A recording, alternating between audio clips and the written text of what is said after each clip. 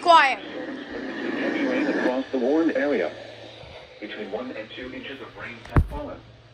Additional rainfall amounts up to 1.5 inches are possible in the warned area.